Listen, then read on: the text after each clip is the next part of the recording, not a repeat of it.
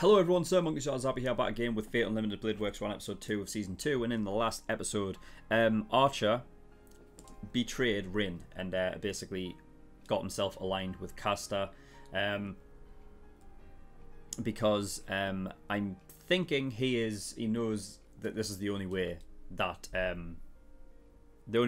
he can assure that the outcome is exactly what they want, because it was confirmed that he is what's known as a fail-safe device, a sort of exception to the normal servant, which, you know, he's a special servant that was essentially, you know, they are there to stop the destruction of the human race and whatnot. So that basically cements my, you know, the idea that Shiro is Archer in some form or fashion. So yeah, there's that. So yeah, he essentially betrayed Rin, got himself aligned with Caster, and you know, I guess they're going to take down Berserker, and then from the inside, Archer will betray Caster, right? I'm thinking because he's a failsafe, command spells don't necessarily work on him, so we'll just have to wait and see about that. But yeah, obviously Shiro came in and protected Rin. Archer said, "All right, yeah, there's one condition of me joining, you let them leave," so they're allowed to leave. But if they turn back up again, then obviously a fight's on the horizon. But yeah, Shiro and Rin left, and then there was some talk between the two. Rin ended up crying, and then Shiro confessed. so yeah, we're gonna have to see where this goes from here. I don't think there's anything else to really talk about, so we're gonna get episode 2 and see what we get. So without further ado, let's go.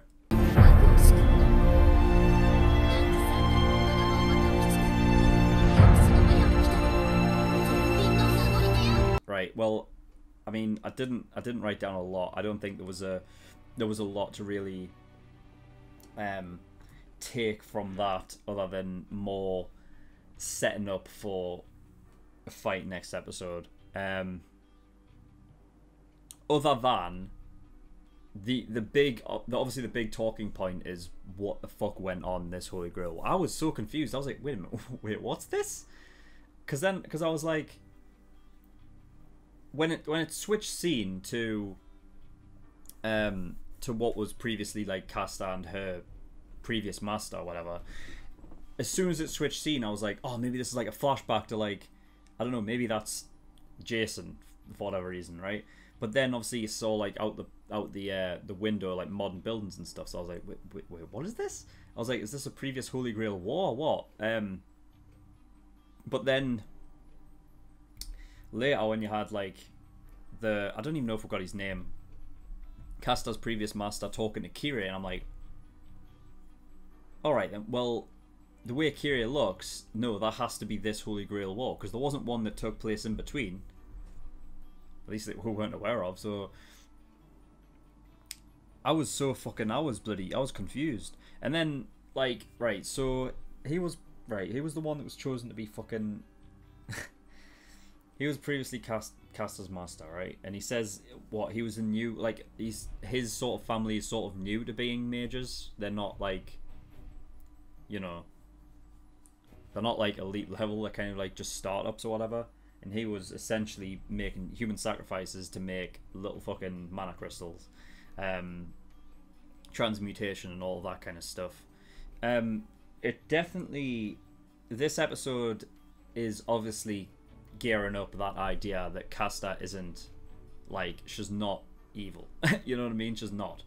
I think it's probably at a point where she's just been like wrongly done by, so now she's kind of like got this sort of untrustworthy sort of maybe like arrogance about her that has spawned from this. She's not entirely fucking she keeps being betrayed essentially, or, you know, because when it goes back to like her actual story, like you know, Medea, there's, you know, looking at her like actual story, there's, you know, there's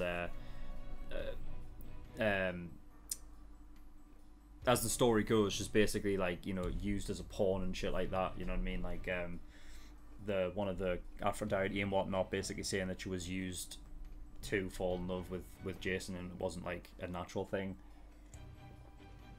So that's heavily sort of that's sort of like kept with her, especially in this Holy Grail War. I don't know if there's like a case of like she's been summoned before in a previous Holy Grail War or not, and it's happened again, but I don't know.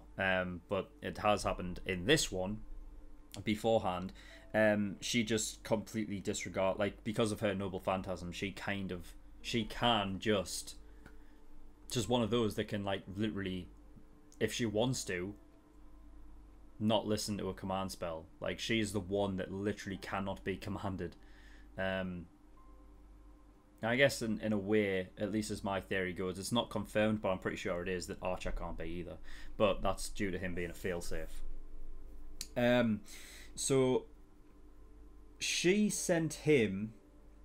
He used up both his fucking, like, the rest of his fucking the rest of his spells, and then she sent him into what I assume it looked like it looked Greek. Like, it had to be. It was Greek and all that kind of stuff.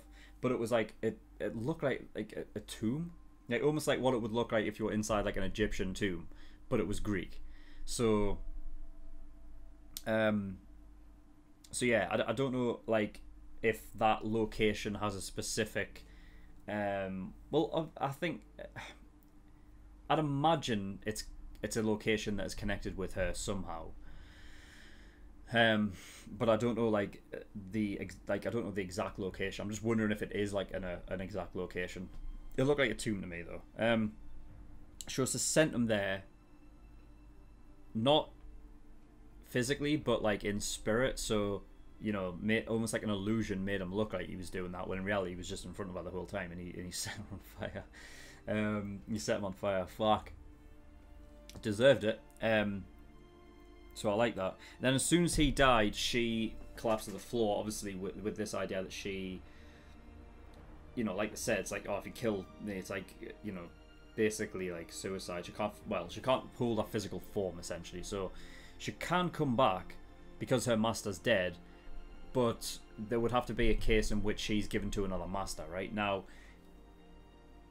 before she left, at some point, Lancer turned up.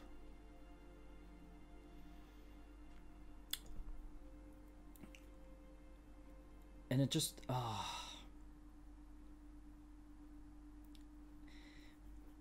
I did have a slight thought in my head. Like, could there have been a part... Like, could there have been a...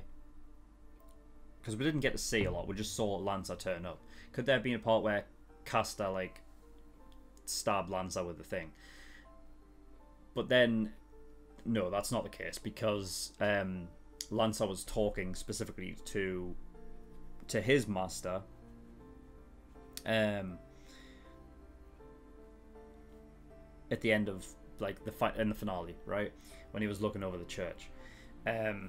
So there's like a sort of you know, they're not part of the same group, so that couldn't have been what happened. And also the fact that, like, if she took over, like, Lancer, so that, you know, Caster was Lancer's master, she wouldn't have the mana to be able to hold up. She can barely hold up, like, her physical form herself, so there's no way she would be able to do that. So that's not the case. I mean, it had to have been from whatever it was that Caster's previous master gave to Kyrie, right? That package, whatever it was, a letter, because it was specifically to Lancer's master, right? And I was thinking maybe there was an exchange going on, so that I was thinking, like, when he was talking to Kira and he gave that, I was like, oh, so wait a minute then. It's possible that Lancer's previous master was Kazuki, and then they just exchanged. But that's not the case, because Caster's previous master has just died. So that it's somebody else entirely then.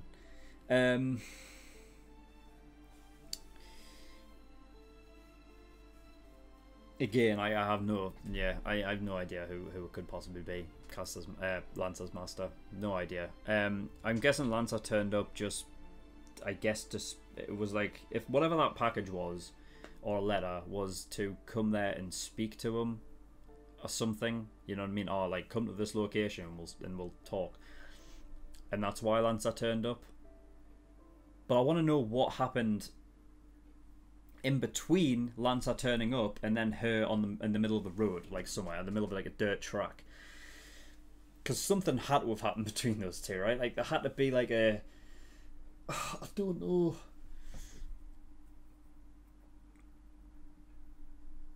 But Kazuki found her, took her back to I'm guessing, well, it had to have been, yeah, it was Ryudo Temple, right?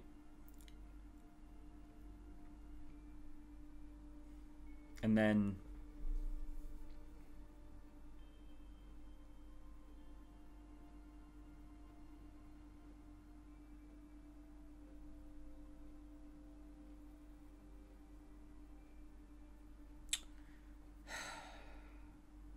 he said like, you know, if you are to like, you know, sort of survive, then I have to be your master, right? And I'm like, well, how does that work?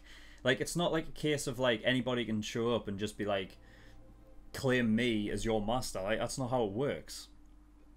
The Holy Grail, or I guess in some regard, you know, extensively, maybe the mediator, so the overseer, so Kirei could maybe do something to allow him to be the master, but like, you know, it's not a case of like, you can't just show up and be like, yeah, I'll be your master, and then that's that, right? Because then, like, what's the point? If a servant could just like go to somebody and just be like, you know, oh, I'm going to be taking mana off you, you're my master now. I don't think that's how it works, right?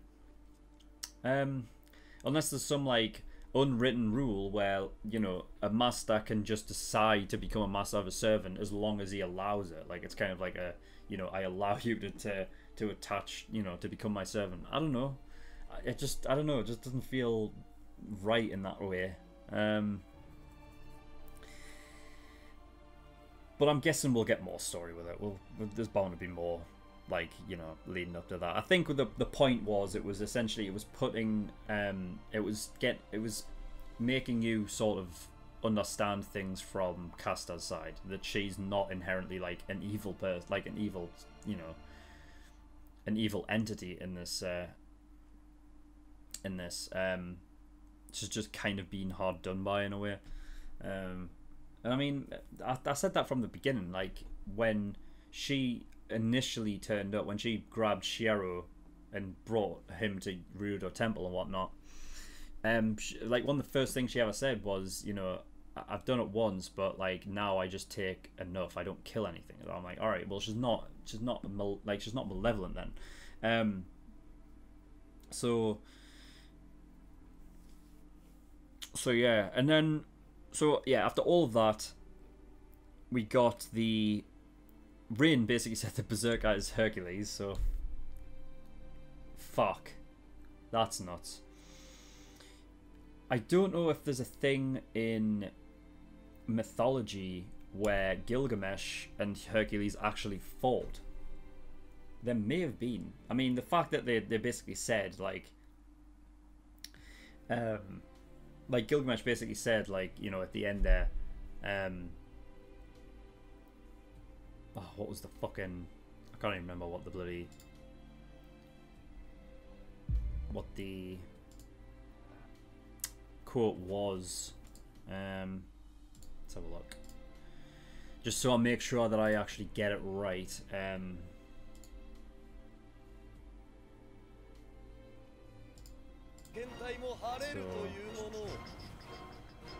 So, let us reenact a battle of legend. Yeah, a battle of legend. So this is something that in mythology, in legend, has happened before. Now, when I looked up Gilgamesh in Zero, if I recall correctly, he was basically somebody who was his story basically revolved around the idea of trying to attain immortality, right? And I think at the end he got it. Did he? But there's also this thing with Hercules. Oh, I guess Hercules. I think they're the same person, right? It's just a, you know, different different sort of you know, spell, but it's essentially the same person. The idea was Hercules sort of did so much like legendary deeds that he was basically I think Zeus allowed him to become a god, right?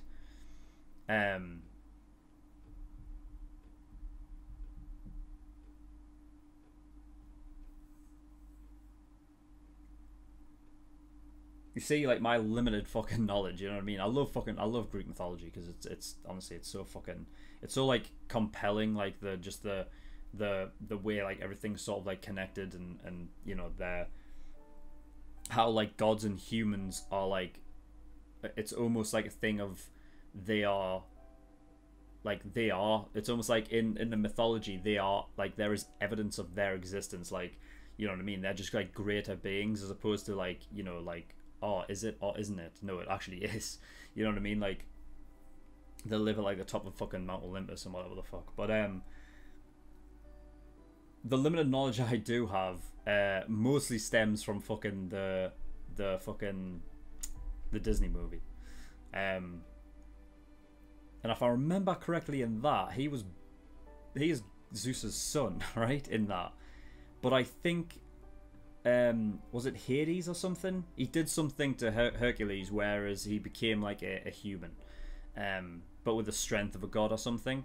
And in order to like get it back, he had to like do certain things. I can't fucking remember. It was something like that. But essentially, I'm sure he was either like a human or a demi-human, like, you know, in some form or fashion. He was mortal, right? He wasn't immortal at that point because he wasn't a god.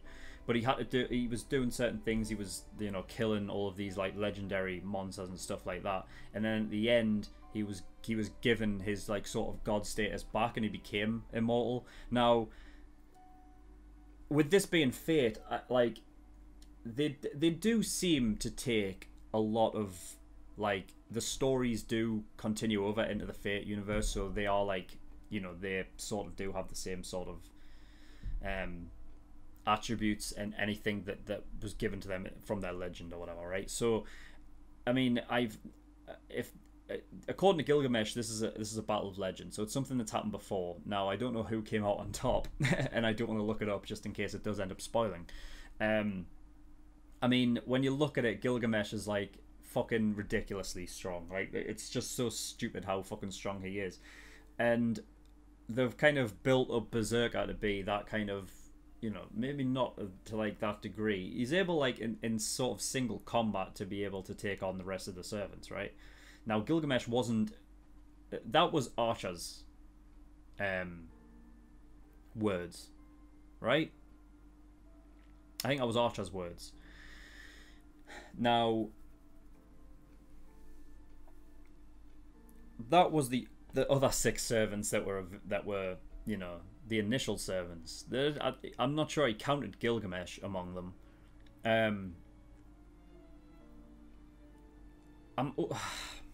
Fuck.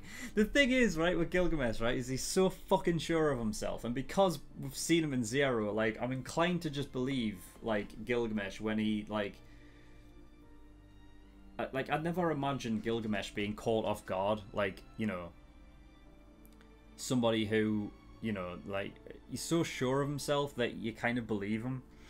So I don't see Gilgamesh losing, like, you know what I mean? But it's Hercules as well, so that's like, you've got to have Hercules put up a fucking fight. You know what I mean? This isn't exact like Alexander the Great, and as much as Alexander the Great is great, he's an actual figure, like, you know, in history, that his prime achievement was actually, like, that was actually a legitimate thing that could happen, right? But that was on, like, that's on human level.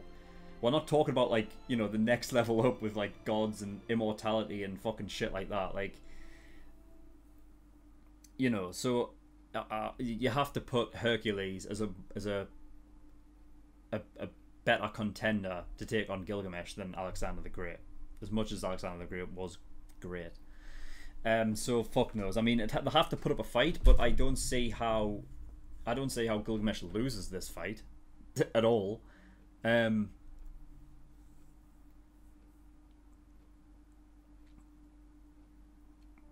So a few episodes ago, Gilgamesh was like, he has something to do, right?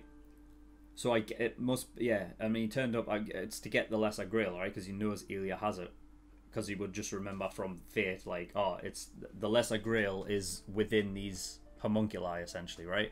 Or homunculus. So yeah, it's not too far the realm of possibility that, like, you know, for for Gilgamesh that he's like, okay, well, Elia will have it then, which means he has to get to Elia. So that's his point. Now, what he's wanting from the Lesser Grail, I don't know. I don't know what it would be that he would want. You've got to think, like, I guess it I suppose you can get them both, right? Because if you get the Lesser Grail at the start, then, you know, and then afterwards you kill all the rest of the thing, and you can get them both. So if the Lesser Grail is something where it's not limited by the or it will be, like, the Lesser Grail will be limited, right, by the sort of wishes it can grant, right? But surely if you get it, then it could give you, like, depending on what you wish for, it could give you some advantage in the fucking Holy Grail War, right? I just don't know what Gilgamesh would possibly want at this point. I don't know, like, if it's something... You see, because there's still that thing that's looming overhead where Gilgamesh has been talking to Sakura and stuff, you know? So is that all in one? Like, is this like all part of his plan? Like, does the Lesser Grail somehow... Does that somehow connect with Sakura in some way? And what's he trying to do there? I have no fucking clue. I don't know. I really don't know. Also, we're at this point where, like, you know, Gilgamesh at this point's got to be aware that Saber is actually back, right? If you remember at Zera, right, Gilgamesh, one of the things that he wanted was for Saber to be his wife, right? Is he still on that crusade? I don't know. Because if he's still on that mission, then I'm guessing that might be a part of it. Fuck, I want to know. I'm going to have to bleed wait.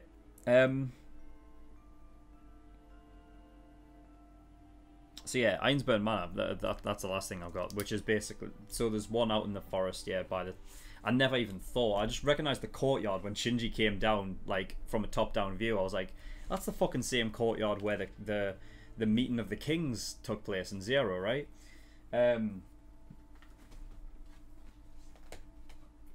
So yeah, it's the fucking the place where, yeah, they all a lot of them congregate. It was the first fight between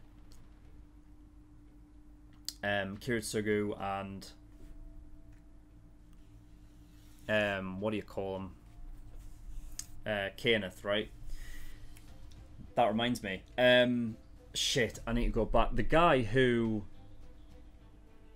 was cast as Master, right? I need to have a look at this. El Malloy didn't take it seriously in the last one. El Malloy, who's that again? Is that Kenneth? To gain prestige. Wait a minute, wait. My family is still a newcomer to the Mages Association.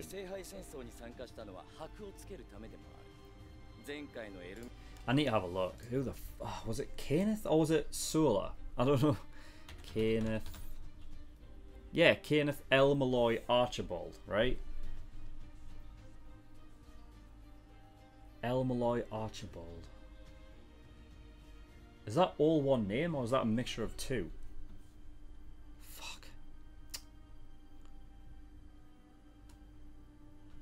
Fate El Malloy.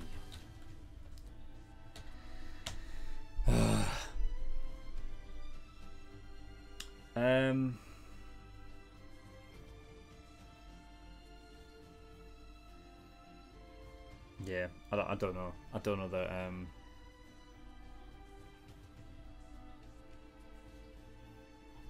Yeah, I don't know, because I don't know if it's a case of like it's weird to say, like, for him to say that. I guess the only reason why he's mentioning El Malloy is because, or Kenneth, is because Kenneth was a part of the Mages Association. So I guess that's the only reason why he's taken up, because otherwise it makes no sense for him to be part of this El Malloy family if he's just saying that we're like a startup, because I'm pretty sure Kanan's family is not a startup, right? I'm pretty sure they're pretty much like you know, further down the line of, you know, getting there. But yeah, I guess that's it. But yeah, so there was a connection with him being that anyway. I love that. It's like, didn't take it seriously, but I'm different, and then goes and dies. Yeah, you're so different, mate. Well done. You didn't even last nearly as long. You didn't even last till the start of it. So yeah. But that is all I've got. I hope I'm not fucking missing anything. Like I said, for this episode, it was primarily like the big talking point was kind of revolved around sort of Castor and what happened at the beginning. But we didn't get, there was only like key points that pointed out. It didn't point out like the connection in between them. So there's still like information missing as to what happened. I'm guessing this is the only way we find out. Like, this is the way we find out who Lancer's master is. And if it really makes, I mean, oh my god, it could be Sakura, you know. This is right. This could be the connection. If the reason why Gilgamesh has been talking to Lancer, it's got to be Sakura. It has to be. It has to be. But the thing is that Lancer said that his master isn't a good person, right? Didn't he say that? And we know what Sakura's like, unless she's been putting on that act. But I don't know how else it could, because that connects, I feel like, the timing. This took place, right, when Rin and Shiro were yet to summon, right? So he goes to Kyrie, asks Kyrie to give this to Lancer's master, right? We obviously know Kyrie and Gilgamesh are still besties, right? I don't think Kyrie is allowed to leave the church grounds, right? I think he has to stay there, doesn't he? He can't, like, leave. So he obviously needs a messenger in order to send it. So who does he send? He sends Gilgamesh to see Sakura. Why is he talking to Sakura? We don't know yet. Except the only reason why... That's got to be it. That has to be it. Sakura has to be Lancer's master. That's the only reason... That honestly, at this point, that's... I think that is the only reason why Gilgamesh would go see Sakura. But then the little throw-off is why would Gilgamesh be bothered with talking to Sakura later, unless because Shinji and Gilgamesh are now like, you know what I mean? It would make sense for Shinji. He was looking for people to team up with, right? He could force he could have forced Sakura to team up with him, right? It's a sibling sort of team up, makes sense. I think that's it. That has to be it, because otherwise, why else would the only way then I don't think that Lancer's master is Sakura then is if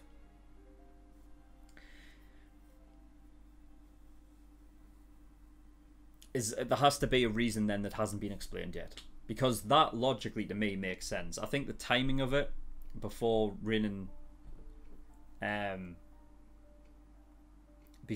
Shiro got theirs, Gilgamesh, like, Rin looked over and saw Gilgamesh talking to Sakura, right? I think that timing kind of makes sense of getting that message across to Lancer's master, you know. And obviously with Kyrie not allowed to leave the church, he has to send a messenger to do it, and obviously it makes sense that Gilgamesh would do it. So it has to be. It has to be. I've throughout this fucking whole, throughout Unlimited Blade Works, I've been consistently trying to find a way for Sakura to be a master in this. I've been consistently being like, she has to be, right? I feel like because Zero set up this idea of like all the children, right? They would sort of grow up and then be a part of it. I've been finding it weird that Sakura isn't, you know, like she's been put on the sideline, even though like she was the biggest reason as to why Carrier was even a fucking part of the last Holy Grail. Like, that was the reason, you know, like she played a pivotal fucking role in Zero. For her to be put on the sideline in this one is odd. That was odd to me. So she has to be a part of it in some way.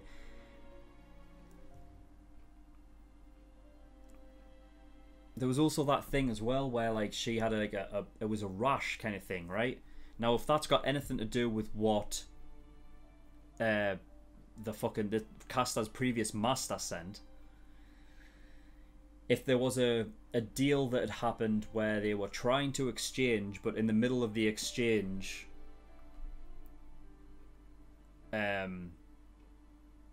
Casta's previous master died,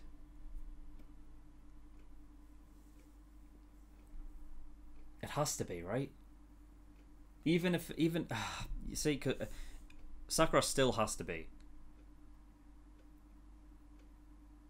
It has to be Sakura. It has to be.